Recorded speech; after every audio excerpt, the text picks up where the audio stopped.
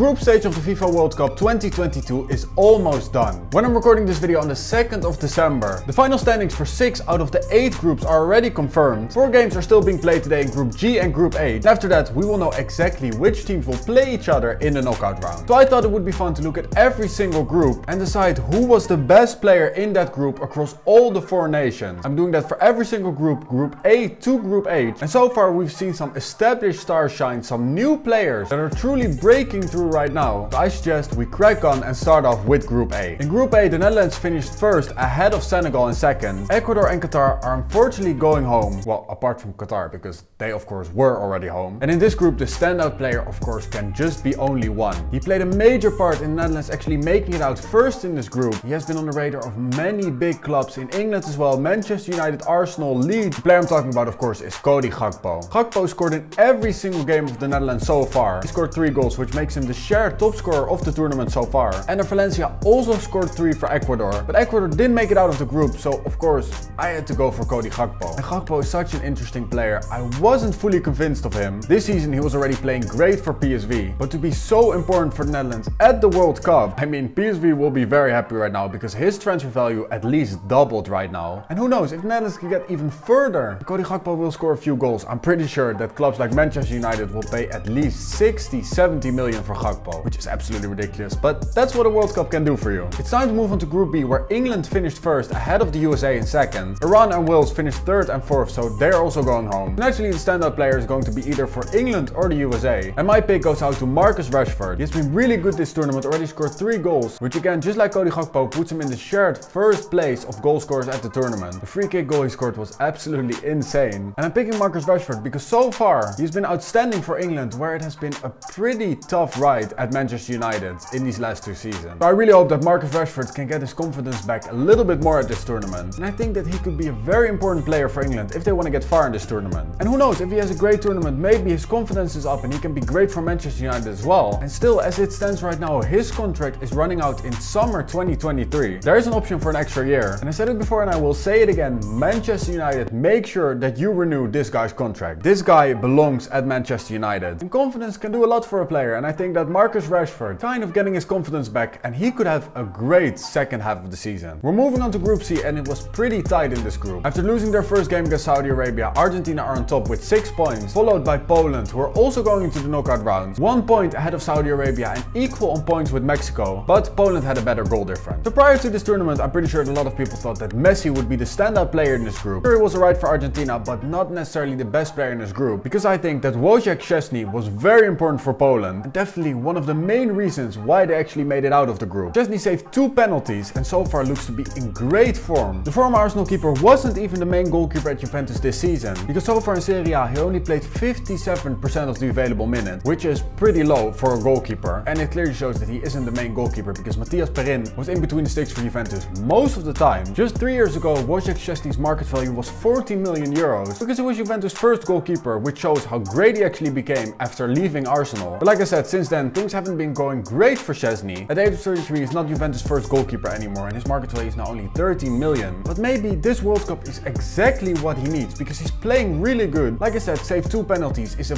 big reason why Poland actually made it out to the knockout round. And who would have thought that not Lewandowski, but Wojciech Szczesny would be the standout player for Poland at the tournament. It's time to move on to Group D, where French finished in first. Australia, very impressive, also finished on 6 points. And again, a big surprise, Tunisia on 4 and Denmark on only 1 point. And I know that I said before the tournament that Australia didn't really have a great team, but the fact that they made it out of the group is absolutely insane. But still, even though that's a great achievement, the top player in this group isn't from Australia, but from France. Because Kylian Mbappe has again been scoring for fun. He's running on 3 goals and 1 assist, and he's one of the few players that took the form from his club to the World Cup as well. Because for PSG, up until now, Mbappe already scored almost 20 goals and 4 goal contributions in 3 games at the World Cup also really isn't that bad. And even though that France are the reigning world champions, before the tournament, many people didn't have them as their favorites, but with Mbappe in the form that he's in right now, France are looking a lot better, and I don't know, maybe they can do it again and make it all the way to the final. Now it's time to move on to Group E, the most exciting group at the World Cup. The last match day of this group was arguably one of the most fun endings we've seen at the World Cup in a long time. And this group ended with a big shock. Japan top of the group, Spain in second, Germany in third, they're going home, and Costa Rica in fourth. And props to Japan for making it out in first in this group. And let's be honest, it was well deserved as well. They won against Germany, they won against Spain as well. And then strangely enough, they lost against Costa Rica. There were some amazing games in this group and also some amazing players who showed that they're in form right now. So for me, arguably this was the toughest group to pick a standout player. Jamal Musiala was great for Germany, but I really couldn't pick him because of course the Germans are going home. Alvaro Morata scored 3 times for Spain, which turned out to be very important since they scraped out of the group in second. But with a performance like Japan's in this group, of course the standout player has to be from Japan. And my pick goes out to Ritsu Doan. The 24-year-old plays for Freiburg now, but he was a very familiar player to me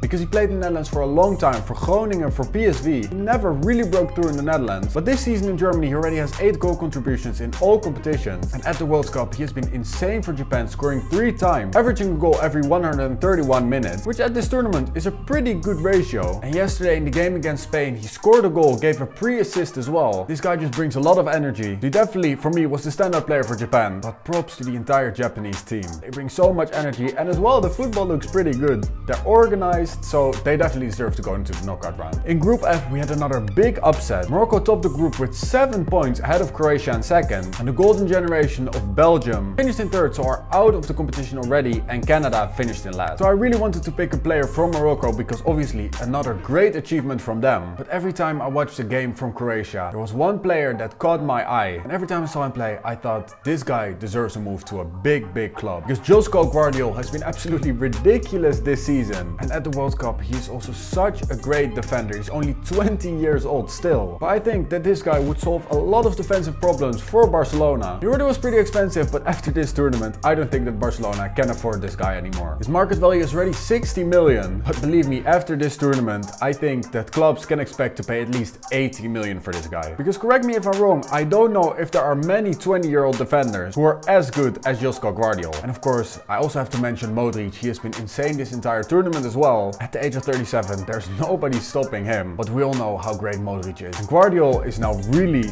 announcing himself to the world. And big clubs, I would advise you guys to act quick, because the club who signs this player will not have defensive problems for quite some time. It's time to move on to Group G and Group H, the 2 groups that will be decided today. So I'm picking these players with 2 games instead of 3. So that's why it was a little bit more difficult for me to pick a player in these 2 groups. But I mean, I'm gonna go ahead anyways, and for Group G I picked Richarlison. As you guys know, he's not my favorite player. He did make himself more popular after moving to Spurs, and Tottenham paid a lot of money for this guy. So far he hasn't scored in the Premier League. He only scored 2 goals in the Champions League. So I think it's safe to say that the transfer so far didn't really work out yet. Okay, it's half a season, we should give him some time. But at least at the World Cup so far he's shown some great things. He already scored twice in 1 game, with 1 goal being absolutely spectacular. But it was difficult for me to pick a player because so far in 2 games there hasn't really been a standout player for Brazil or for the other nations in this group. But Brazil already qualified for the next round, so naturally I was gonna pick a player from them. So that's why in this group I would say Richarlison so far is the standout player. It's time to move on to Group H, where we have some amazing players: Ronaldo, Suarez, Cavani. But the player that I'm going for is Mohamed Kudus. Portugal already through to the next round, and Ghana have a very good chance of also making it out of the group. And Ajax player Mohamed Kudus has been absolutely insane for Ghana, already scoring twice in 2 games. And I'm very curious to see what he will do tonight in their game against Uruguay. So for the season at Ajax, Kudus already scored 10 times while getting limited game time as well. And where Ajax so far hasn't been great this season, the 22-year-old has been absolutely outstanding. And that's what he's also showing at the World Cup. Clubs like Liverpool and Everton are interested in the player. So I have a feeling that Kudus won't be at Ajax for much longer. And I personally expect a big transfer for Kudus this winter. And I don't know, Everton were already interested in him last summer. Any big team could use a player like Mohamed Kudus. So Liverpool, if you're interested, pay the money and get the player, because Kudus truly is a special talent. So guys, that's the video done. Let me know in the comments down below who is your standout player of the tournament so far. And if you have a little bit more time, let me know your standout player for every single group, just like I did in this video. As always, like the video if you enjoyed it, subscribe if you're new to the channel, click my videos on the end screen right now, and I'll see you on the next video. Peace.